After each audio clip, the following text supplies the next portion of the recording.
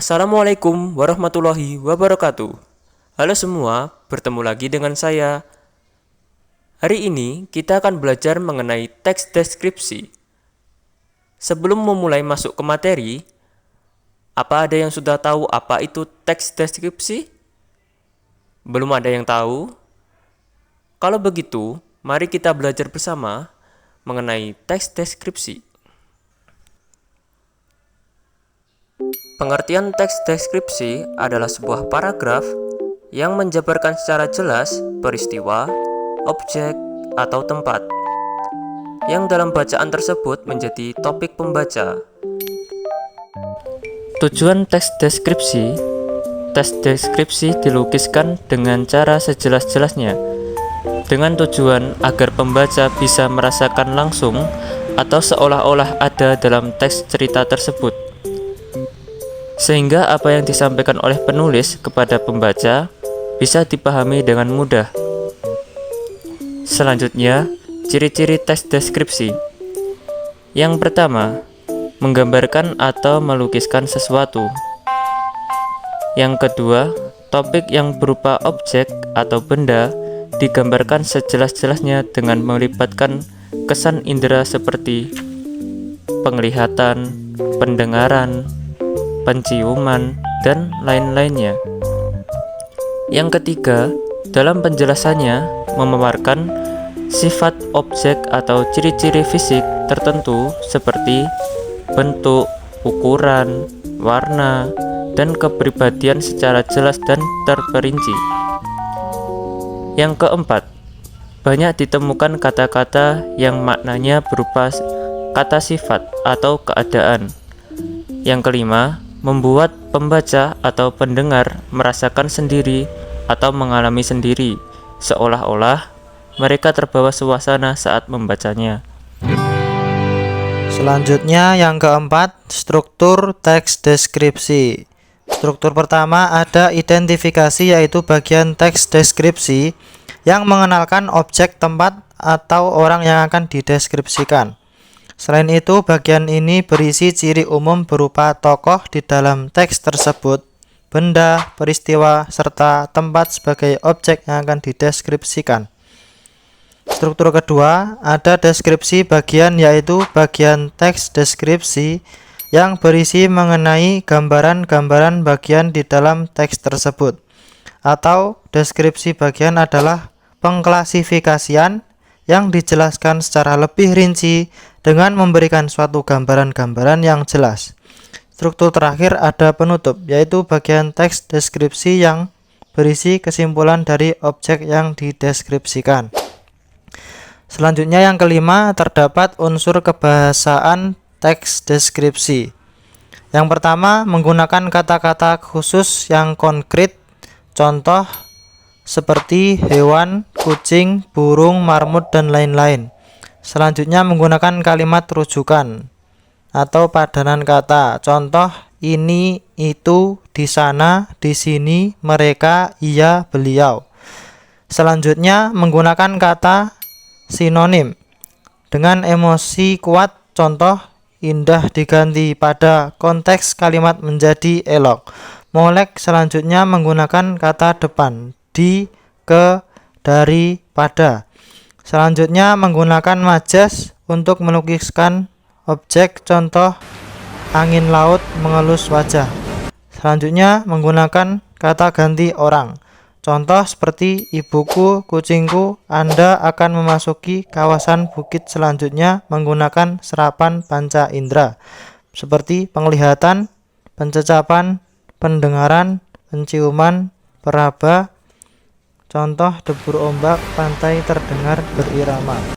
Yang keenam, terdapat jenis teks deskripsi. Pertama, teks deskripsi yang berdiri sendiri sebagai teks. Kedua, teks deskripsi yang menjadi bagian teks lain, cerpen, lagu, iklan, novel, dan lain sebagainya. Berikut ini merupakan contoh teks deskripsi dan soalnya.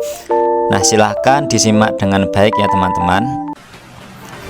Parang ritis nan indah. Salah satu andalan wisata kota Yogyakarta adalah Pantai Parangtritis. Tepatnya, Pantai Parangtritis berada di Kecamatan Kretek, Bantul, Daerah Istimewa Yogyakarta. Pantai ini terletak sekitar 27 km arah selatan Yogyakarta. Pemandangan Pantai Parangtritis sangat memesona. Di sebelah kiri terlihat tebing yang sangat tinggi. Di sebelah kanan kita bisa melihat batu karang besar yang seolah-olah siap menjaga gempuran ombak yang datang setiap saat. Pantainya bersih dengan buih-buih putih bergradasi abu-abu dan kombinasi hijau sungguh elok. Kemelekan pantai serasa sempurna di sore hari.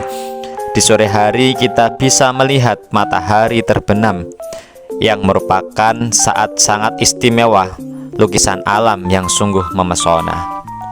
Semburan warna merah keemasan di langit dengan kemilau air pantai yang tertimba matahari sore menjadi pemandangan yang memukau. Rasa hangat berbaur dengan lembutnya hembusan angin sore melingkupi seluruh tubuh, seakan tersihir kita menyaksikan secara perlahan matahari seolah-olah masuk ke dalam hamparan air laut. Banyaknya wisatawan yang selalu mengunjungi Pantai Parangtritis ini membuat pantai ini tidak pernah sepi dari pengunjung. Di Pantai Parangtritis ini kita bisa menyaksikan kerumunan anak-anak bermain pasir. Orang tua muda menikmati embusan segar angin laut. Kita juga bisa naik kuda ataupun angkutan sejenis andang yang bisa membawa kita ke area karang laut yang sungguh sangat indah. Kemudian ada beberapa soal yang bisa dikerjakan. Yang pertama, tujuan teks deskripsi Parangtritis nan indah yaitu A. Memberi informasi secara rinci tentang Pantai Parangtritis. B. Mengemukakan keindahan Pantai Parangtritis. C. Menggambarkan keindahan Pantai Parangtritis. D. Merincikan keindahan Pantai Parangtritis. Jawaban nomor 1 yang benar adalah C, yaitu menggambarkan keindahan Pantai Parangtritis. Kenapa kok begitu? Karena pada teks deskripsi sebelumnya, jika diperhatikan penggunaan kalimatnya banyak yang menggambarkan keindahan dari Pantai Parangtritis itu sendiri. Nah, selanjutnya nomor 2. Objek teks deskripsi di atas adalah A. Wisata kota Yogyakarta. B. Pantai Parangtritis. C. Keindahan pantai. D. Pengunjung Parangtritis. Nah, jawaban yang benar dari nomor 2 tersebut adalah B. Pantai Parangtritis. Soal nomor 3. Kelinciku bernama Lean. Lean sangatlah manja. Hampir tiap malam, Lean tidur di ujung kakiku. Sebelum ku elus-elus dia akan selalu menggangguku. Kalau waktunya makan, dia berputar-putar di depanku sambil mengibat-ibatkan telinganya yang panjang. Mulutnya berkomat kamit seperti orang yang sedang berdoa. Kemanjaannya sering membuat aku selalu rindu. Kata sifat yang terdapat di dalam cuplikan tersebut adalah A. Komat kamit. B. Manja. C. Selalu. D. Sangat. Ya, B. Jawabannya yang benar. Manja merupakan kata sifat atau adjektiva.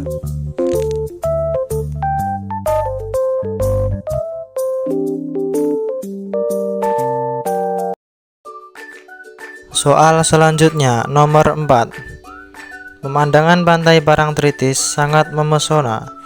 Di sebelah kiri terlihat tebing yang sangat tinggi. Di sebelah kanan kita bisa melihat batu karang besar yang seolah-olah siap menjaga gempuran ombak yang datang setiap saat. Pantai bersih dengan buih-buih putih bergradasi abu-abu dan kombinasi hijau sungguh elok. Kemolekan pantai serasa sempurna di sore hari. Penggunaan majas pada teks tersebut berada pada kalimat A pertama, B kedua, C ketiga, D keempat. Jawaban yang benar pada kalimat B kedua, yaitu terdapat majas. Kita bisa melihat batu karang besar yang seolah-olah siap menjaga gempuran ombak yang datang setiap saat. Pada majas tersebut terdapat kesan yang dilebih-lebihkan, yaitu pada objek batu karang besar. Nah, gimana nih jawaban kalian? Apakah benar semua atau ada yang salah? Nah, untuk meningkatkan kemampuan kalian sekarang, coba lihat ada benda apa sih yang ada di sekitar kalian. Nah, kemudian kalian deskripsikan benda tersebut dalam bentuk tulisan atau teks deskripsi di buku catatan kalian sendiri-sendiri. Nah, selamat berlatih ya teman-teman.